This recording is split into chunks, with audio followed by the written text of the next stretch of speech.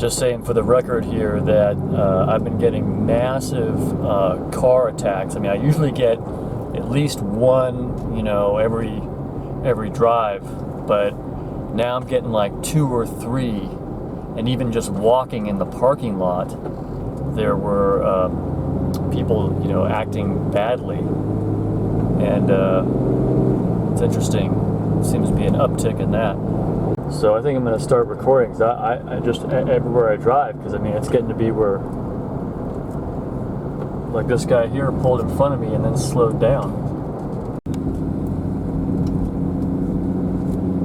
Yeah, I was watching about the thing in Maui, Lahaina, and this guy, Eric West from the Hawaii Real Estate Channel, was talking about how there was a live stream of him. He pulled his car over to take some pictures. He wasn't, you know, in a restricted zone. He was far away from it, but these police pulled him over and started asking him, you know, what are you doing? And then he, you know, the video starts out with him saying, you know, I just want to know what law I'm, you know, what's the law saying that I'm violating here. We are following here. That's all I'm just asking that question. What law says we can't? What law do we tell people they can't stop here? Let me call my lieutenant. Just all I'm asking. What law? I'm not trying to create any problems. I'm just asking a real simple question. I don't want to get arrested. I'm not breaking the law, I don't think. Don't you have to tell me what law I'm breaking? Yeah, where's your front license plate? I don't know. Can I see your registration and insurance, please? Okay. And the officer replies it's a declaration, but just the way you see everything happen, what he says, first of all, it takes his license plate, and then he's going to give him a ticket for not having a front license plate on his car, and then also another ticket where he has to, another violation that he has to show up in court for being in a restricted zone, because there was a special declaration, something that he should have read on the internet, but he didn't know anything about it. And as I was watching these police, and they all look like these they're kind of like soulless bulldogs, kind of look to them. And I don't mean to speak bad about anybody I don't know, but they just kind of look that, you know, they all kind of have this soulless bulldog look to them. And I'm not anti-police. Like I said, I got police in my family, and I've, you know, even after everything that happened to me with gang stalking, I never advocated being rude or resisting police whatsoever, and I still don't. But and you know, I just want to make that clear, you know, because a lot of people think, you know, that because I show the police helicopters buzzing me day and night for uploading these reptilian shapeshifter video analysis movies to YouTube, which is all true, but that didn't stop me from keeping in mind that most police, like the people in my family, were just ordinary people trying to make a living and doing a tough job that we all need done. Otherwise the city would tear itself apart with crime and chaos. So, you know, it's a frontline buffer, but at the same time, there is this unfortunate, whether you want to call it cultural or maybe it's Satan's beast empire evil, that seems to pervade the feeling that you get about police and the way they behave. That it's not like, you know, the you know, likable, you know, goodly town sheriff doing his job to keep everybody, you know, safe. It's these like these evil, imperial, inhuman goons that are upholding an unrighteous, evil empire of some kind. You just kind of feel that, you know, as you observe. And I mean, that's the feeling that I get in this society, you know, in this town, in Los Angeles. And I know a lot of other people have reported on that, and they, unfortunately, what they do is they show these videos of some guy getting beaten, but they didn't show the video in context. Okay, I mean getting you know, tackled and beaten and punched by police. But now I don't advocate anything that's against the law, of course. I'm not condoning that. But what I'm saying is that if you take it out of context and you don't show what happened before, like the person resisting, or they were committing a crime and then they compounded it by resisting and fleeing police and so forth and so on, chances are, if you're seeing someone getting punched or, you know, tackled and grabbed and you know, and stuff like that, I'm just saying chances are, not every time, I'm saying chances are, almost overwhelmingly, I would say like 99, 98% of the time, it's because they did something wrong. The person getting, you know, physically assaulted by police is someone who deserves it. They were doing something wrong. Okay, they deserved it, and the police are doing their job by enforcing the law and coming down hard on someone like that, okay? Which may even include, you know, some physical contact. Whoop, we're getting a fire engine here. Let's pull over.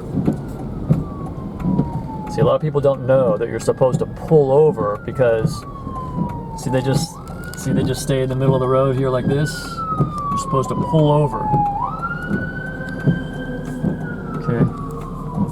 And see, even the people behind me, they all just froze in that lane. That's not really that bad. I'm not saying what they did was that, but you're supposed to pull over.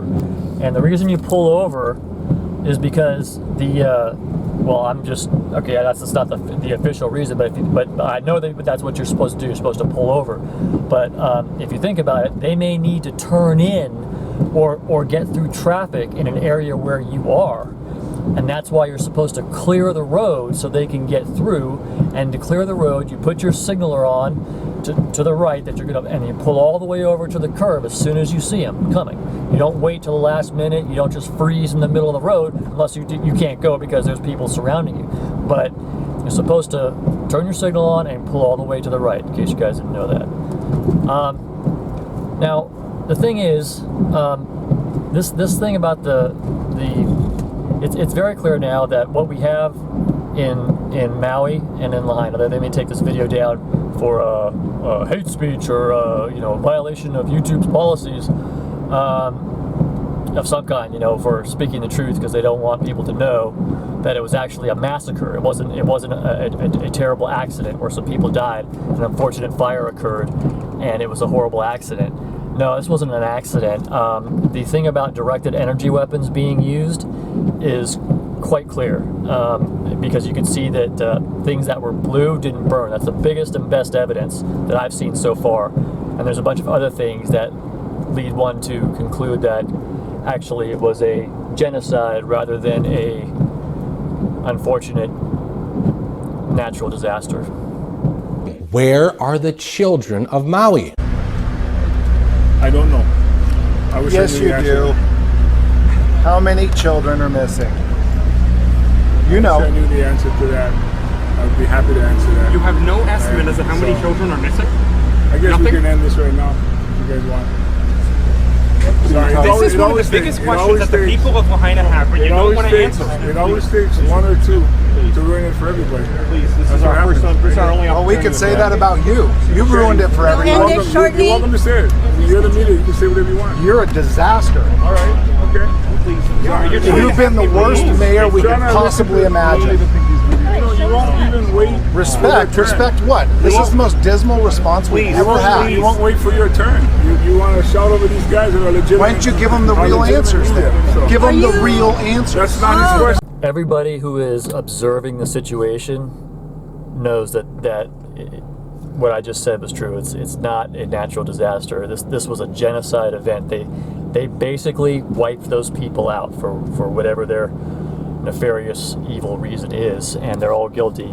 Everyone involved needs to hang for their crime of genocide, just like the evil doctors in the Nuremberg trial that experimented on people and did all kinds of unspeakable things. The people that are involved in this, including I believe the mayor and the police chief, and a lot of those people, and a lot of the sheriffs that were even if they didn't know, but their bosses told them to turn people back, doesn't matter. In my opinion, I, Richard, say that they all should hang. There's this angry feeling that you have looking at these police that were pulling this guy over, Eric West, in this.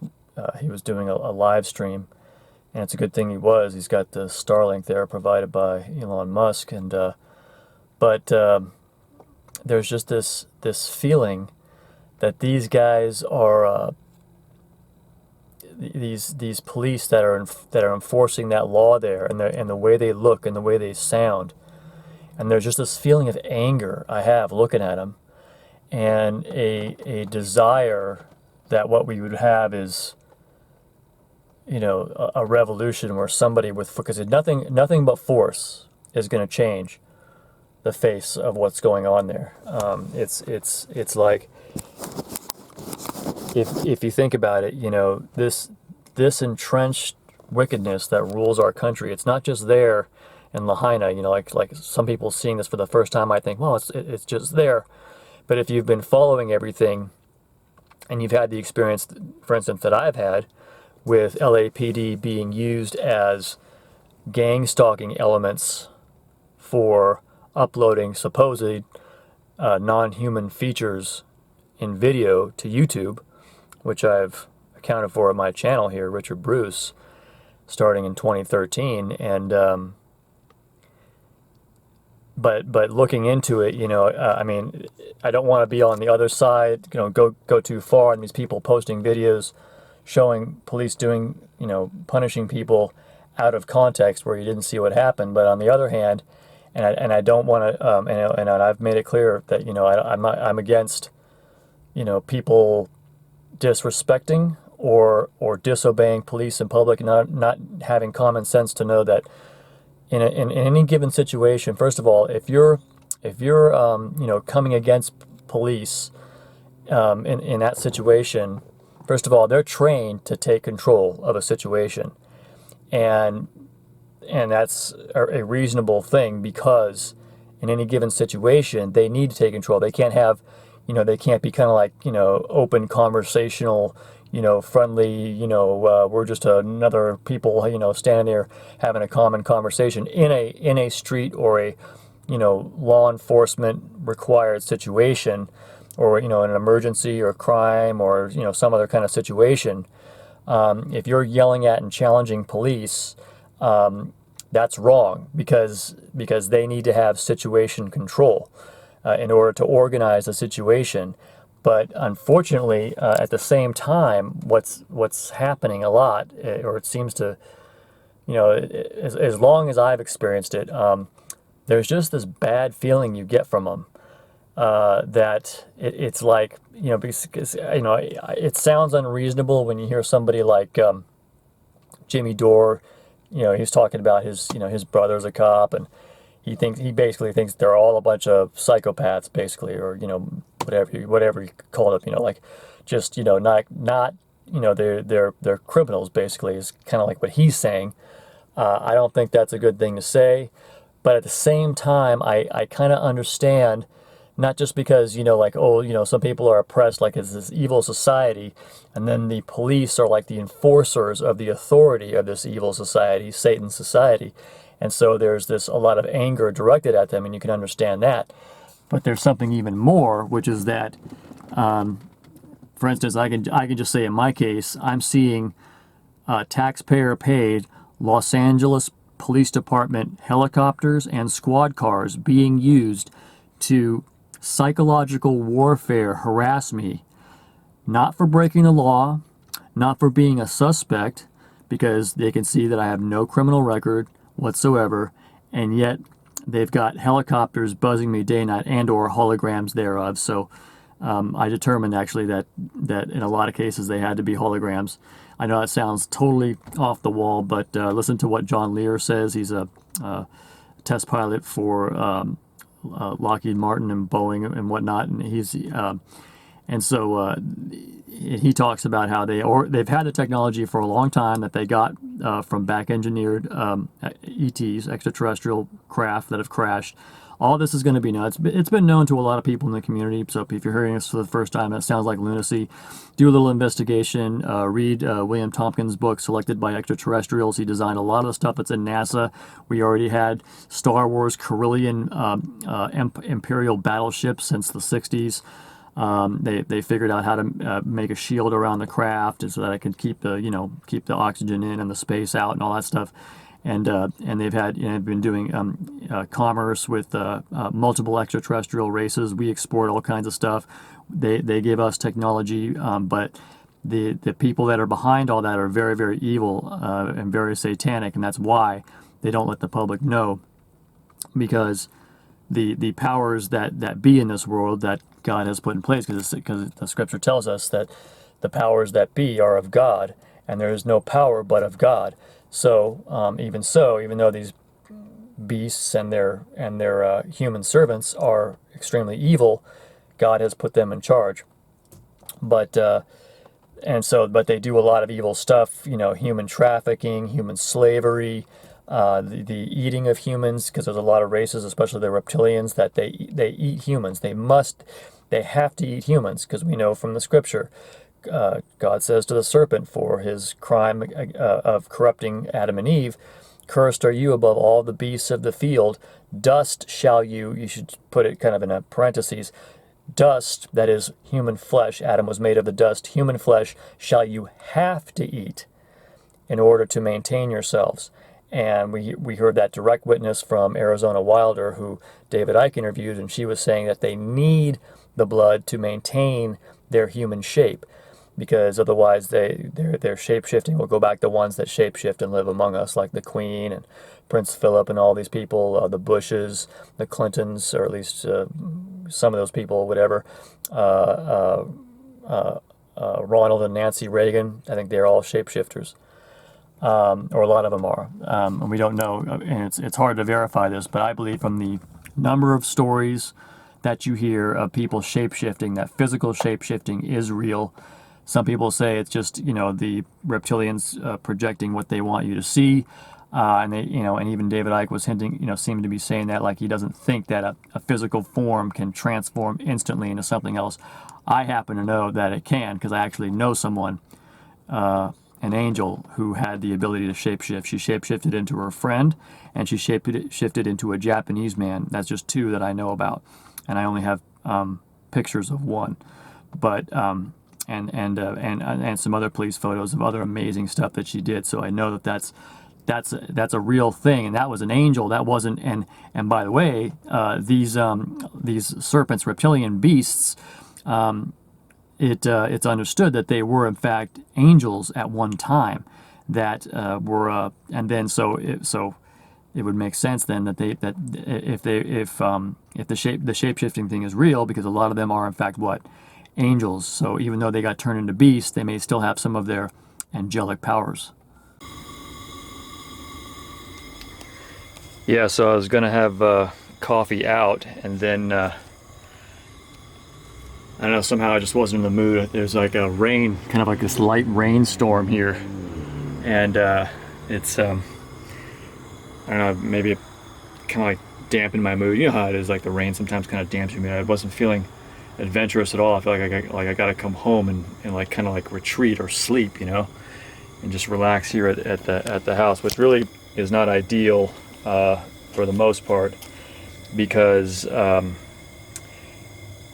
there's usually like a lot of noise, and it's best not to come back to the house, but especially in summertime, because there's no air conditioning in here, so it's bloody hot. It's like, this thing's like an oven in summertime.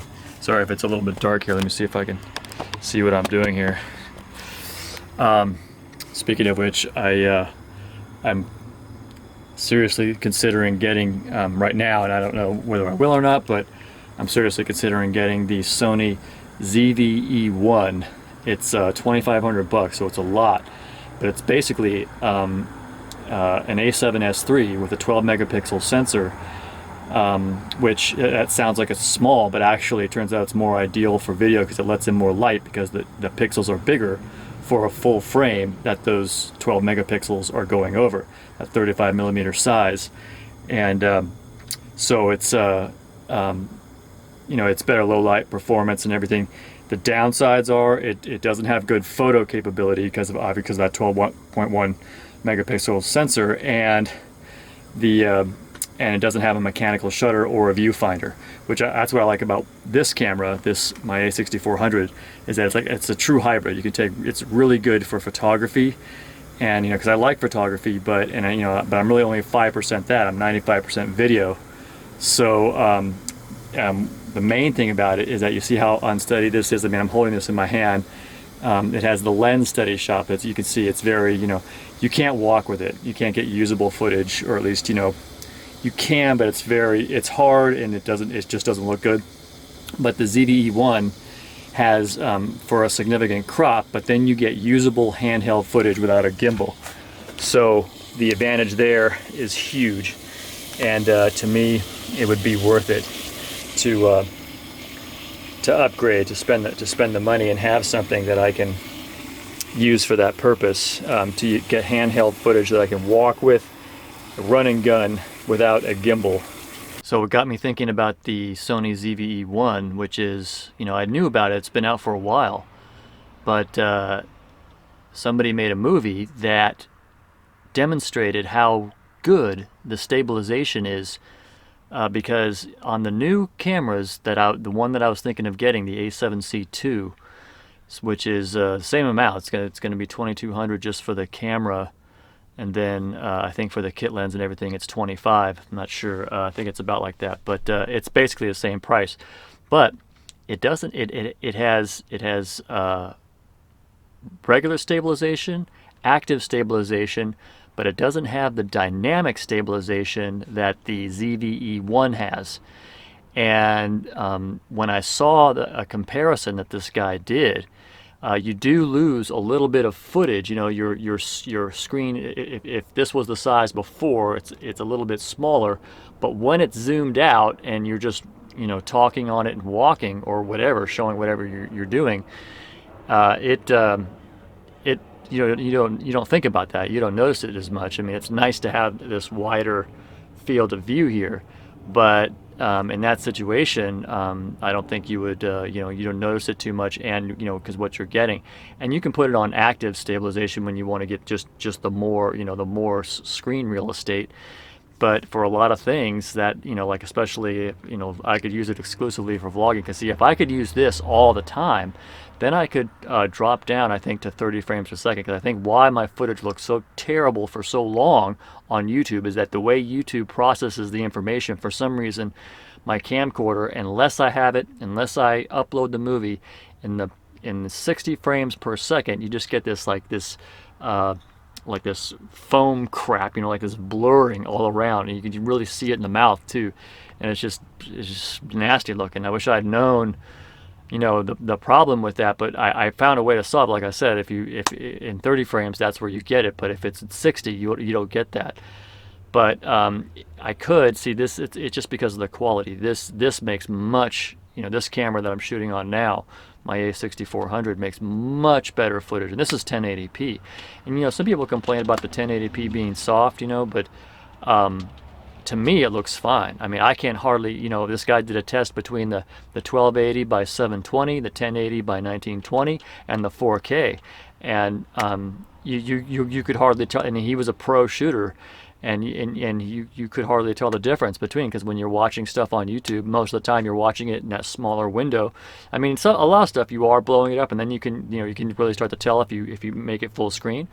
But besides that, and that's, I think like 98% of people watching video, if not 99%, are doing it in the window that pops up either on their phone or on their laptop or computer at home. And you're not blowing it up to full size unless you want to see some kind of cinematic shot, or maybe you're watching a movie or something. But then people are doing that, they're all going to be shooting in 4K or greater, and that's what you need it. But for just people like me especially, I mean, I'm not really focused on pro footage centric, really. It's just I'm mostly focused on my priestly stuff. Oh boy, I had an angel come into my life, and now I find out I'm a priest. Oh boy, I gotta tell you guys, I don't think that would have been my first choice, but no, maybe it would. I mean, you are what God made you to be. It's just that I guess I haven't gotten serious enough about it. I think I'm probably still too worldly, but that's what all this is. I think it's growing out of the worldly things of Satan. You may, no Christian, most Christians don't want to admit, especially early on in their Christian life, they don't want to admit that, they still love Satan's worldly things, but the fact is they do. And I think actually that people that walk away from it too soon and don't really realize that their hearts still yearn for those things, that's where you get that really bad backsliding, because their heart starts to be in those things and they kind of resent themselves for it. The thing about being a Christian is very tricky, and most Christians get tricked. It's just the name of the game, you know. It's many are called, but few are chosen. Most people, most Christians, I mean, it's hard to handle it if you know, and a lot of it also too is making your own mistakes. You know, win or lose, we need to make our own mistakes. I mean, to me, I think, in my opinion, even if you lose, that information, that experience, that suffering, it doesn't go to waste. It goes to something.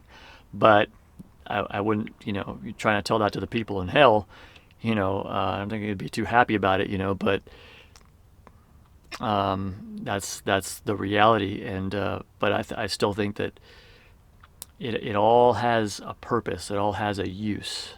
Yeah, so like I said, I've been researching about the incident in Lahaina, Maui, and I gotta say it sticks in my mind. You know, it burns. I mean, you know, if you were a parent of one of those children that were lost, or you know, if you were someone that burned alive in their car, or you know, you lost your home, it would be a lot more real. But I can imagine what it must be like to lose your house, and then to see people like the guy who's doing a good job reporting about this, Hustle Bitch, making that's his channel on YouTube is called Hustle Bitch. I know it's kind of a funky name, but he's doing a good job. He kind of looks like Jeff Bezos, but you know, he's doing some of the best reporting on this. And then also a guy that lives there, Eric West, and his channel is called Hawaii Real Estate, and he's a real estate broker. But and he's done a lot of good, you know, work on that, and he's a Christian. You can tell, you know, he's talking about God and stuff. And but the stuff, and a lot of other just random people, you know, posting stuff about their experience getting out of the fire, and the streets were blocked, and the information is false, and they're trying to ask questions of their governor and their mayor and their chief of police, and they're getting blocked, and no one can take photos or drone footage, and they're putting up black fences. I mean, there's this, you know, there's just so many things that it's so obvious to, you know, a lot of people are starting to wake up and realize that. And by the way, I just want to say, if you are one of those people that are just seeing this for the first time, and that horrible stuff coming from the government, the lies, and everything that just looks like it's so corrupt and evil, and even if you start to believe it, they have, and by the way, in case you have any trouble believing this, I can tell you it's true. They have directed energy weapons, and the guy in the Hustle Bitch channel showed this laser going across these different color things. I think if I can find a clip, I'll show it here. So the question is, how hot were those fires to be able to incinerate or cremate human remains? We know that it was at a higher level than 1,500 to 2,500 because it melted the rims on the vehicles. Why are there no bodies in the cars? All right, so you guys left a lot of comments, and you commented about the date 8/8, as well as HARP, dew, and the color blue. Newsweek is trying to debunk theories about blue objects and direct energy weapons, as those two topics keep rising to the top of social media conversations with regards to the Maui fire. Look, I'm not going completely down the rabbit hole of dew just yet, but so many of you have asked me to talk about it, so we're just going to dip our toes in it for today. The first thing I saw was this.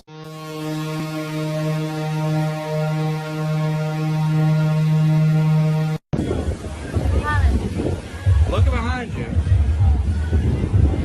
Insane. Whoa, did you see that just shoot across? Did anyone else see that?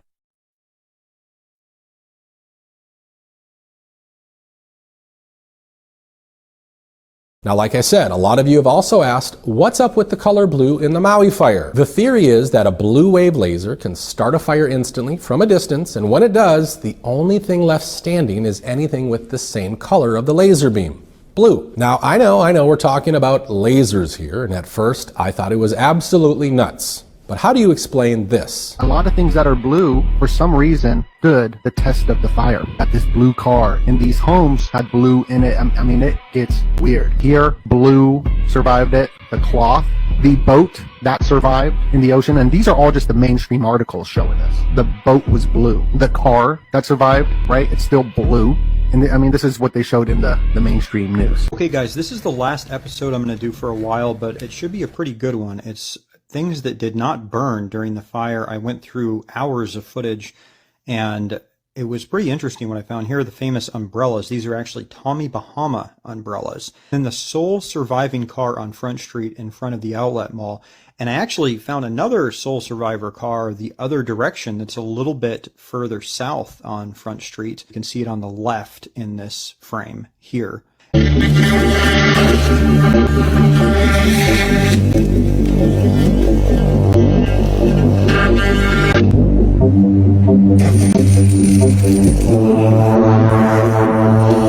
Anyway, it's burning these other colors, but then when it comes to the blue, it stops and it goes back over and goes back over it. Well, there's footage of that guy, Eric West, from the Hawaii Real Estate Channel.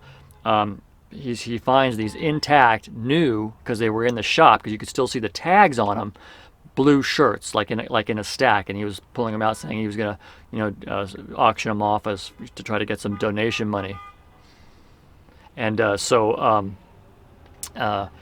it's definitely like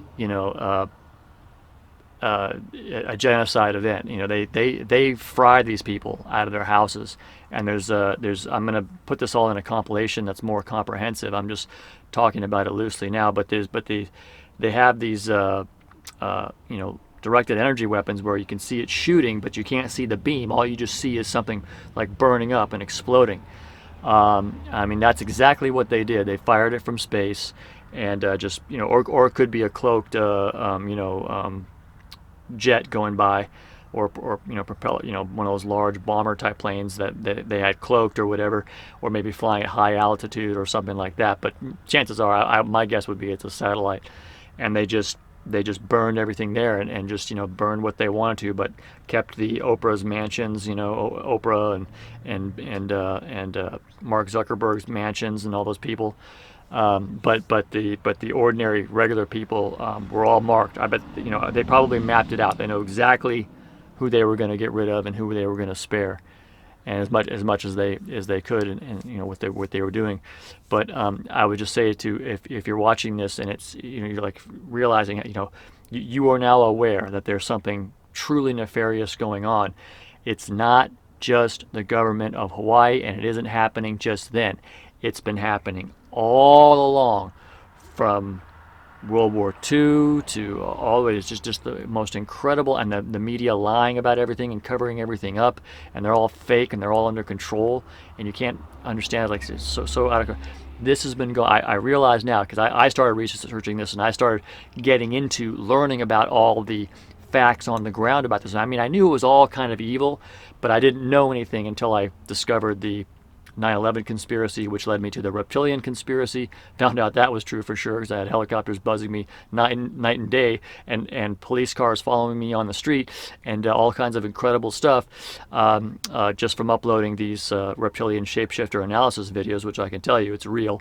You can see the features in video, but then I started to research more into it, and I found out like our U.S. government and the world control system is a satanic, pedophile, blood drinking, child sacrificing, murderous on a grand scale, unbelievably evil. If you're going to celebrate Halloween this year, I would recommend not, once you understand. It's actually that's when they sacrifice babies and nothing but babies, and this sounds incredible, like no, only the most rarest, sickest weirdos could. No, it's ubiquitous. All these people at the top are into it. They kill these babies, they drink the blood. You see, this doesn't seem real, okay? Because like that's what that mentality is the same mentality I had when somebody told me about 9/11. Didn't believe it. The same mentality I had when my mom told me, who was a medical doctor, okay, more competent person than I am, was telling me that there were certain medications that you can't say on this platform that are causing permanent health problems to children. And if you say that, then you get blocked because they want you to die. They want you to be retarded by these. And I personally was retarded by them. I got dyslexia, attention deficit disorder, all kinds of problems. Pain, being able to focus, and which I wouldn't have if I hadn't gotten those medicines early on. And I would, I could tell you that I wouldn't subject mine or anybody else's children to those, even at the risk of them dying from one of these so-called killer diseases.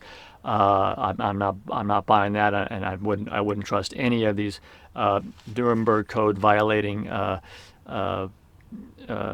so-called medicines, which I can't say what it is on this platform, but that's a big thing that my mom was into before she died. She figured that out, and my mentality was, no, Mom, I just saw a study on CNN with Anderson Cooper and Sunday Gupta saying that there's a 300-man study proving that these type medicines are not causing autism.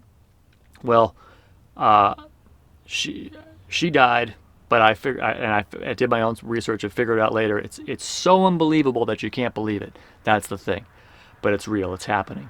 It's really happening, but it's also really important. I try to include this, even though people will get mad at me because I'm so as Brendan O'Connell would put it.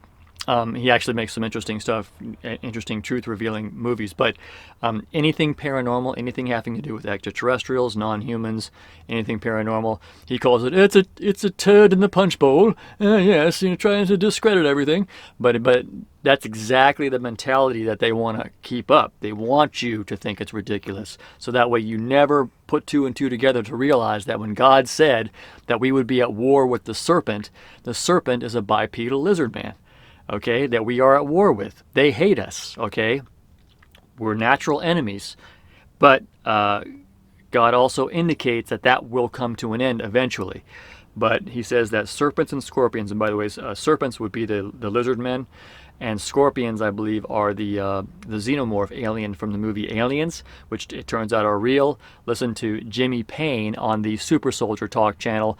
I am utterly convinced that his story, his witness, is where they got the idea for those movies, including the exact visual and the way everything works. That with the alien, with the egg that bursts open and the spider comes out and attaches itself to a humanoid face, or other creature, whatever, other warm-blooded creature that they can lay an egg in, and the alien looks just like that. He says it looks and everything just like the movie. He said. And he said that Nostromo was an ore mining ship that he was piloting. He was actually the real Captain Dallas. That's not they're not all their real names. Jimmy Payne isn't his real name. He wants to remain anonymous. But this is freaking mind-blowing. I mean, I knew there was something scary and real about these about the alien with the elongated head. I knew there was something real about that, and I believe it's actually an arachnid type that's like insectoid, exoskeletal, but not an insect, not because there's other creatures, I believe, that are actually sentient beings that are insectoid type beings. They have technology and everything on Mars that Randy Kramer was talking about, but the scorpions are actually like almost like like a scorpion. It's not an insect. It's an arachnid like a spider, but these are upright bipedal sentient beings that are much more powerful physically and mentally than humans are currently, and these are part of the conspiracy. That's why in Luke 10:19 it says, "I give you power to tread on serpents and scorpions, and all the power of the enemy." I mean, that is, that's just amazing that this reality is going on. But the vast majority of people are asleep. I guess that's kind of the mission that I was given, to try to wake people up to this. I mean, this is really happening. This is real. We're living in a science fiction movie, except it's like a horror movie where you can't convince everybody that there really is a monster. Well, there really is, and you better watch your kids. I sent a note to the guy from Hustle Bitch and the guy from the Hawaiian Real Estate Channel. I probably won't hear from either of them. I got to come up with a good letter to try to contact people. Maybe I have to come up with a strategy. Don't hit them with the what happened to me with uploading this. I just did like a brief paragraph, just saying, yeah, I just want to let you know, about all this evil that you're seeing. What happened to me in 2013. Just a real quick blurb about what happened to me, and give some links to some of the most like one. You got to make it as short as possible. One link to my most convincing movie, but or whatever when I'm thinking about it at the time, I try to like do it spontaneously. But I got to come up with a better strategy because these people just don't call me back. After I understand. They take one look at it, oh, lunatic. They don't want to associate. But like I said, I'm living in this world where I know there's a lot of you out there. I mean, at least I would say. Maybe 1,000, 2,000 people that watch regularly. The rest, my movies don't get generally more than, like I said, 1,200 is a average showing. It's like if it's 3,000, it's done pretty well. 6,000 is like, wow, yeah, I really did great, And the only movies that get like a lot more views than that are very few that I make, but mostly like other movies or shocking news things that I upload, like the Jeanette Archer. Witness, the UK, the British lady saying that she was part of these Mothers of Darkness, people that were sacrificing babies, and she was with the royal family. That got like a huge showing. I forget, it's over 100,000 views on it, and so it's that's like huge, But actually, I was just making the link that I sent to Hustle Bitch and the guy and Eric West from the Hawaiian Real Estate Channel. I checked out the first one of my two compilations, part 1 and part 2 compilations of shapeshifting, and that's gotten over 200,000 views. So, rightio. So some other thoughts about the Lahaina thing is that, it could be a judgment against them, but on the other hand, how can you excuse the people that were behind this? I mean, there was somebody behind this.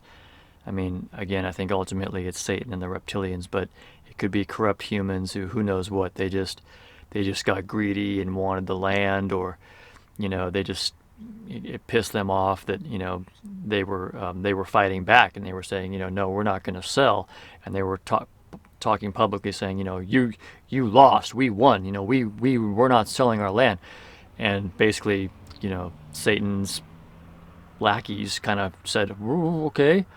Well, guess what? We'll just burn your ass, and there's nothing anybody can do about it because no one will believe that it's directed energy weapons. No one will believe that our own government could be so evil because it's just too unbelievable. That's how they get away with it. That's how they got away with 9/11. It's just too unbelievable. No one could believe that it was us, not Arabs. It's very, very clearly. So, and then the whole party rolls on, but. If you have faith, that God is as good as His word, and that justice will eventually come, then you can wait. Because for now we have to wait for justice. The Scripture indicates that in the future we won't have to wait a long period, but each person will be punished for their sin right away. That's in the future. Now we have to wait, even lifetimes or more than that. Before judgment is ever seen and justice is had. But the fact that in the last part of Isaiah 66 talks about the friends of God will be led to however it happens, but they're going to be able to view the people in hell, because it says and they will be an abhorring to all flesh. And so they go down there and they or whatever, who knows, maybe it's some way, the interdimensional gateway or something like that, but probably the way Jesus leads a lot of people now. If you type in hell witness or whatever, a lot of people get shown hell, and Jesus goes down there with them, and they can see the people, and the people cry out, and in hell they cry out to Jesus, who's crying a lot of times, and just water pouring down his face, and like they're turning into diamonds, because it's his power is so supernatural that things like that happen. But they cry out to him, Lord, didn't we do all kinds of good works, and he says, you knew, but you continued in wickedness. And the person that Jesus is showing hell, that is coming up and giving this testimony, is saying, Lord, can't we, help them? I mean, this is terrible, because they're crying out, why did you even create us, only to end up being tortured in this place? And he says, but, he shakes his head and sorrowfully and just says, it's too late. They've made their choice.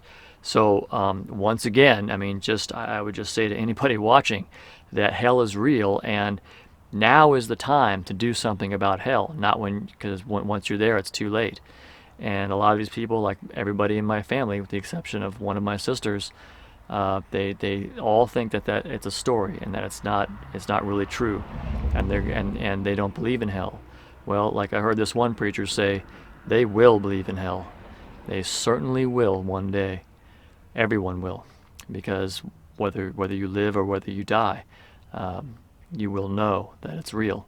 And I mean, how fortunate should I feel? How blessed should I feel if I've been alerted to this? I've been given the opportunity. Doesn't mean I'll be saved. I've been given the opportunity to show myself honorable in the covenant of Jesus Christ, and to know about all this stuff.